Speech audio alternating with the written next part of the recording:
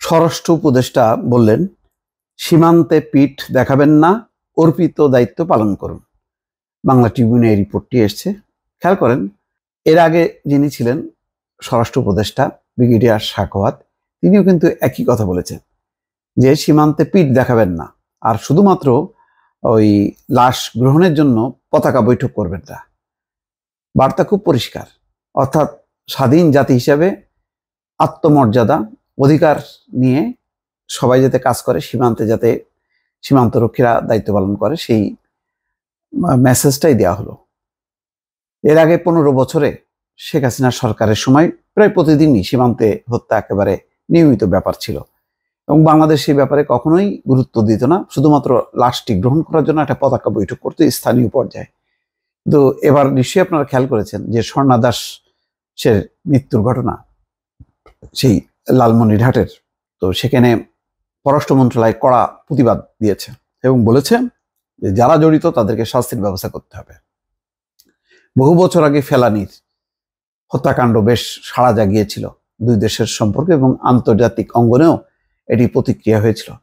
তারপর থেকে ধারণা করা হচ্ছিল যে বোধহয় সীমান্তে আর হত্যাকাণ্ড হবে না, কিন্তু না, ভারত কথা রাখেনি এবং কখনো কথা রাখে না।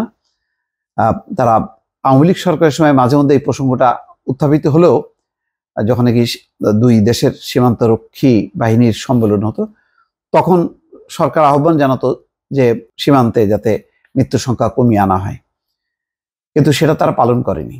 আবার পালন না করার কারণে পররাষ্ট্র মন্ত্রণালয় বা সরকার ক্ষুব্ধ তেমনও কখনো হয়নি, বরং আমাদের সেই পররাষ্ট্রমন্ত্রী আব্দুল মোমেন তিনি আকার ইঙ্গিতে বলেছেন যে এটা না, এটা যথার্থই যে যারা চোরাচালান করবে, অবৈধভাবে প্রবেশ করবে, সেটি দমন করার জন্য এমনটা হতেই পারে। এইভাবে সাফাই গিয়েছে, কিন্তু এখন আর সাফাই গাওয়ার সরকার এখন ক্ষমতায় আসেনি, একটা পরিবর্তনের আকাঙ্ক্ষা নিয়ে এসছে, এবং দেশের যে আত্মমর্যাদা, স্বাধীনতা, সার্বভৌমত্বের যে মর্যাদা, সেটি রক্ষার ব্যাপারে অন্তর্বর্তী সরকার দৃঢ়ভাবে প্রতিজ্ঞবদ্ধ। তো সেই কারণেই এই আহ্বানটা যে সীমান্তে পিঠ দেখাবেন না। তিনি বলছেন, লেফটেন্যান্ট জেনারেল অবসরপ্রাপ্ত মোহাম্মদ জাহাঙ্গীর আলম চৌধুরী, সীমান্ত সুরক্ষা ও চোরাচালান প্রতিরোধ বিজিবির মূল দায়িত্ব। তিনি এই সময় বিজিবিকে পেশাদারিত্বের সঙ্গে নিজেদের দায়িত্ব পালনের আহ্বান জানান। ফেলানির মতো হত্যাকাণ্ড আর দেখতে চায় না উল্লেখ করে উপদেষ্টা বলেন, সীমান্তে পিঠ প্রদর্শন করবেন না, নিজেদের উপর অর্পিত দায়িত্ব পালন করেন। আজকে শনিবার সকালে বিজিবির সদর দপ্তর রাজধানীর পিলখানায় সীমান্ত সম্মেলন কেন্দ্রের বিজিবির ঊর্ধ্বতন কর্মকর্তাদের উদ্দেশ্যে বক্তৃতাকালে স্বরাষ্ট্র উপদেষ্টা নির্দেশনা দেন।